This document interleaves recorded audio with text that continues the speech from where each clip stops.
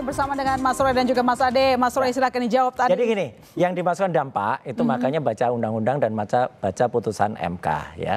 Jadi yang namanya dampak kalau itu pasal penghasutan adalah pasal yang bukannya delik formil atau harusnya material adalah apa? Ada orang yang terhasut dengan apa yang saya katakan. Kemudian ketika terhasut dia kemudian melakukan penyerangan terhadap Pak Jokowi. Membuat kisruh gitulah. Kisruh, tapi bukan dibalik. Kalau di Malang kan dibalik. Kelompok-kelompok mereka sendiri yang suruh ribut sendiri. Ya ini pola lama ini, pola-pola yang udah dikenal, senyum kita gitu. Nah, jadi itu nggak tepat gitu loh. Jadi kebalik, yang di Malang tuh kebalik. Maka tadi polisi juga ketawa aja. Ini kebalik Pak yang di sana ada. Lah iya harusnya kebalik. Yang kedua, ketika kemudian di Solo, oke, pertanyaan saya adalah, Pak ada bukti nggak saya ada di Solo? Nggak ada Pak. Ya udah selesai. Jadi kalau Solo salah ditanyakan ke Mas saya. Ade gimana? Tidak ada yang terhasut kok dengan apa yang dilakukan oleh Mas Roy CS. Mungkin kalau yang lain terserah. Silakan. Jadi memang betul Bang Roy tidak berada di Solo. Iya. Ya. Semua meyakini itu Bang Roy.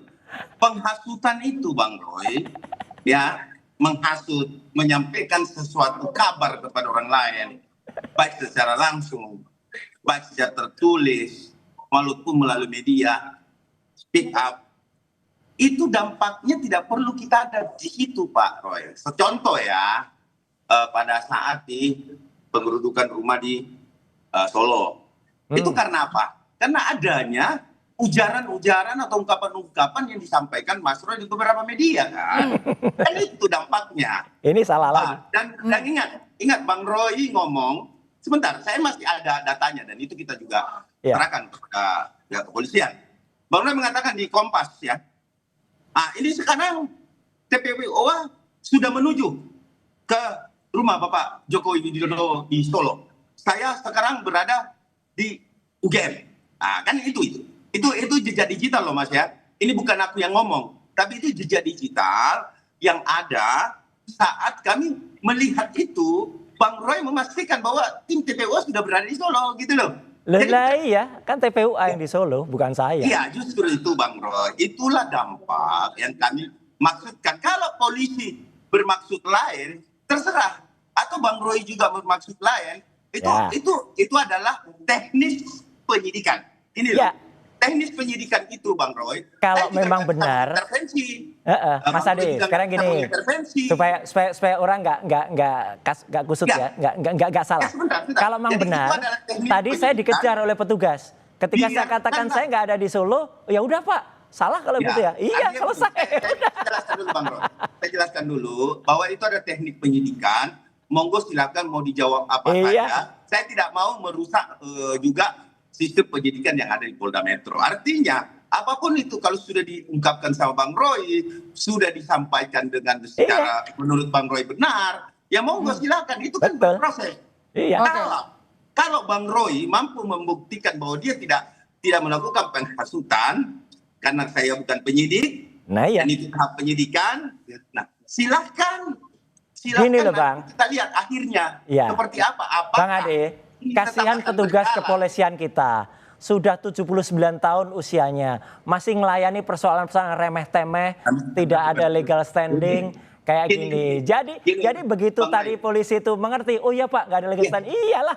Jadi ngapain polisi lebih banyak ngurusin yang lebih penting. Ini giliran saya atau giliran Mas Roy ini? Ya sama, Mas kan udah panjang.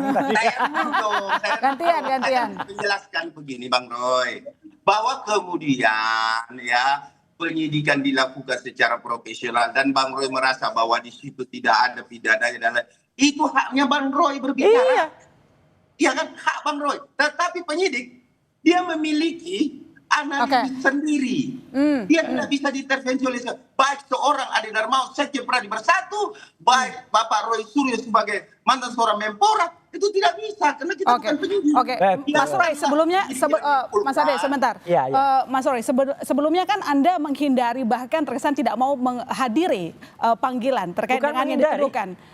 Kenapa sekarang mau? Karena kan Anda menyebut bahwa apa yang dilaporkan oleh Pradi itu tidak masuk akal.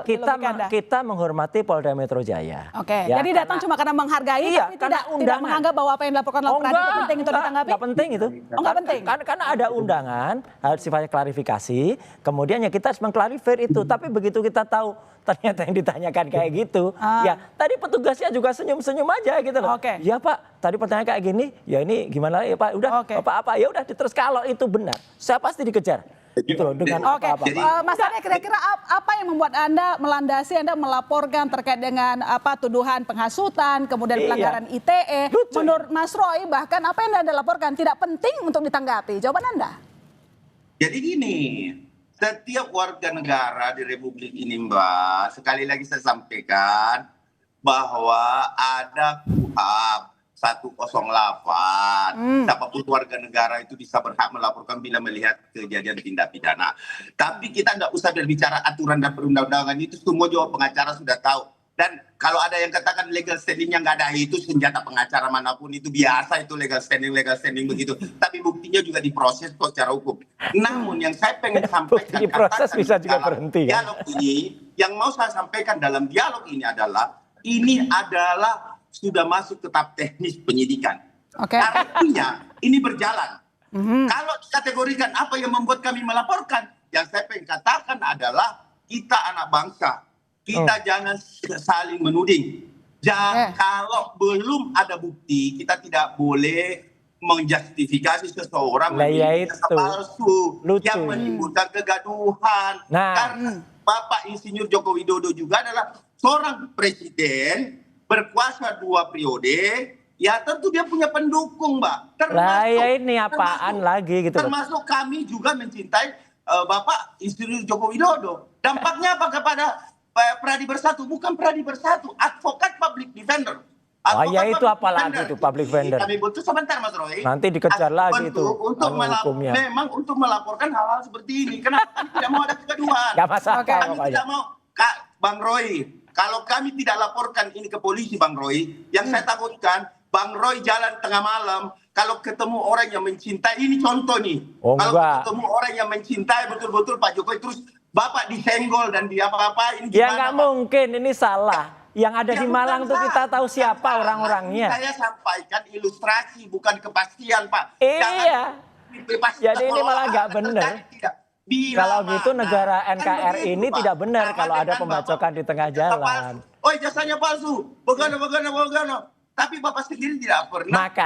Makanya kita tunggu hasil dari nanti gelar perkara kalau ijazahnya palsu atau tidak. Itu harus dibuktikan dulu sampai inkrah.